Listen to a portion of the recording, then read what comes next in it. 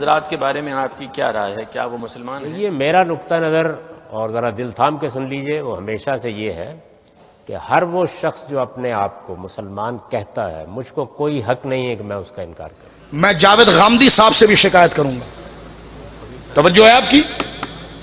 جاوید غامدی اپنے کلپ کے اندر کہتے ہیں، کسی نے پوچھا کہ آپ غلام مرزا احمد قادیانی کے بارے میں کیا کہتے ہیں؟ میں نے کہا غامدی صاحب اتنی دنیا داری بھی اچھی نہیں ہوتی، بڈھے تو آپ ہو گئے، ٹانگیں قبر میں آ گئی ہے، قبر میں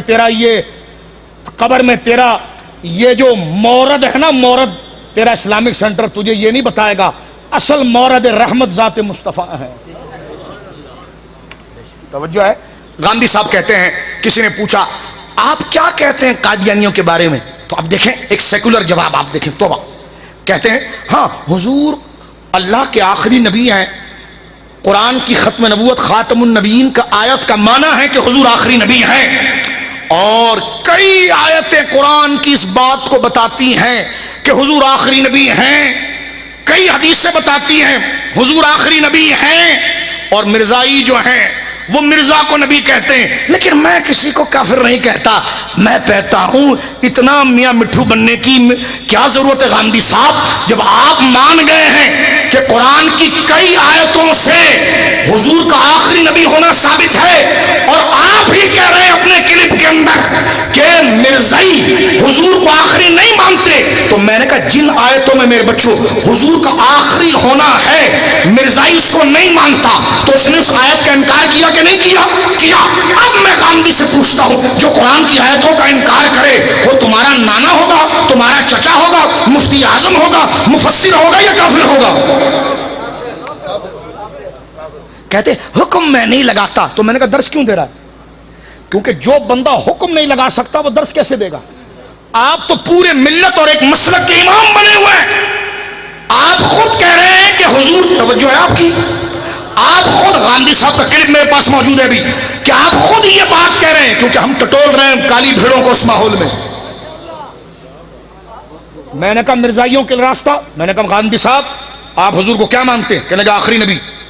کس آیت سے؟ کہ وہ خاتم النبیین، سورہ احزاب کی آیت سے۔ میں نے کہا مرزائی، کہنے لگے وہ حضور کو آخری نبی نہیں مانتے، اس آیت کا انکار کرتے ہیں، تو میں نے کہا اس آیت کے انکار کرنے کی وجہ سے وہ گناہگار ہوئے، فاسق ہوئے، کافر ہوئے، مرتد ہوئے، کیا ہوئے؟ کہنے لگے حکم نہیں لگاتا، تو میں نے کہا مسئلہ کیوں بیان کرتا ہے پھر؟ صرف امریکہ کا ویزا آپ کو مل جائے صرف اس لیے آپ چپ رہتے ہیں، توجہ ہے؟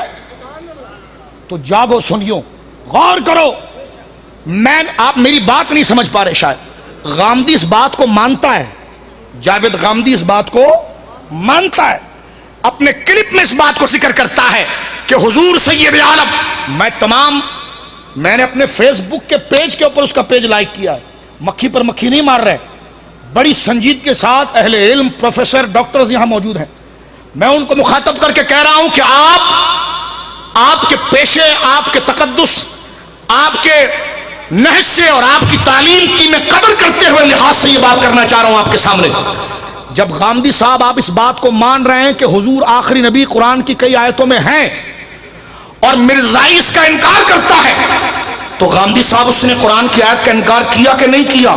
کہنے لگے کیا، تو میں نے کہا حکم اس پر کیا آئے گا؟ کیا اس نے خلاف اولا کیا؟ اس نے مکروہ تنزیہ کی؟ اس نے مکروہ تحریمی کی؟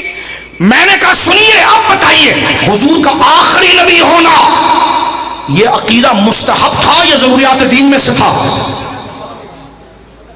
حضور کا آخری نبی ہونا یہ عقیدہ ثواب غیر ثواب تھا یا ایمان تھا؟ یقیناً غامدی یہ کہے گا ایمان تھا، تو میں نے کہا جس آیت میں ایمان آئے اس کا انکار کرنے والے پر اگر حکم نہیں لگائے گا تو کیا بنے گا پھر؟ توجہ ہے آپ کی؟ یہ میں نے بات اس لیے کی ہے کہ حضور کو آخری نبی ہر بندہ کہہ رہا ہے، جیسے غامدی ایک نیوٹرل بنتا ہے آج، اس نے بھی یہ بات کی ہے کہ 100 سے زیادہ آیات میں حضور کا آخری نبی ہونا ہے،